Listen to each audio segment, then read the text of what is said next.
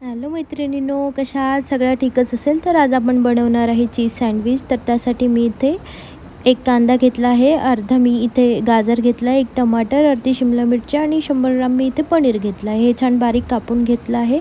आता एका बाउलमध्ये सगळं हे मिक्स करून घ्या. इथे कांदा,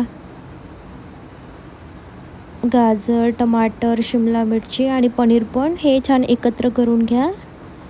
आणि त्याच्यामध्ये मी इथे 1 चम्मच चिली फ्लेक्स आणि 1 चम्मच ऑर्गॅनो आणि अर्धा चम्मच मी इथे मिरेपूड घालते आहे. आणि आता हे छान मिक्स करून घ्या.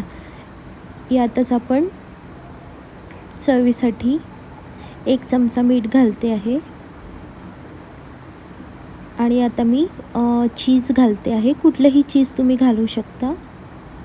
चीज घालून झालं की छान हे मिक्स करून घ्या. आणि आपलं हे सारण सँडविचसाठी एकदम रेडी आहे. आता इथे ब्रेड घेतले आहे आणि त्याच्या जे साईड आहे कॉर्नर ते काढून घ्यायचे आहे आणि दोन्ही साईडला बटर लावून घ्यायचे आहे.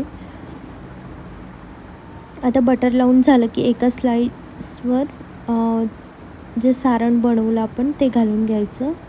आणि त्याच्यावरती तुमच्याकडे चीज स्लाइस असेल तर ती घालून घ्या, नाहीतर तुम्ही साधं चीज पण किसून घातलं तरी चालेल. आता याच प्रकारे मी दुसरं पण सँडविच रेडी करून घेते आहे. त्यावर पण मी चीज स्लाइस घालून घेते आहे आणि एक ब्रेड घालून घ्या. तुमच्याकडे जर सँडविच मेकर असेल तर त्यात तुम्ही करू शकता, किंवा तुमच्याकडे ते नसेल तर तुम्ही तव्यावर पण छान बटर लावून छान भाजून घ्या दोन्ही साईडनी. तर आता हे सँडविच आपण रेडी केलेले यावरती ठेवायचं आणि 2 मिनटासाठी सोडून द्यायचं. 2 मिनटं झाली आहे आणि आपले सँडविच एकदम रेडी आहे. तुम्ही बघू शकता छान क्रिस्पी असे सँडविच रेडी आहे. आता मी हे छान कापून घेतले आहे आणि हे तुम्हाला एक कापून दाखवते. हे छान चीजी होतात आणि खायला पण खूप सुंदर लागतात आणि लहान मुलांना खूप आवडतात.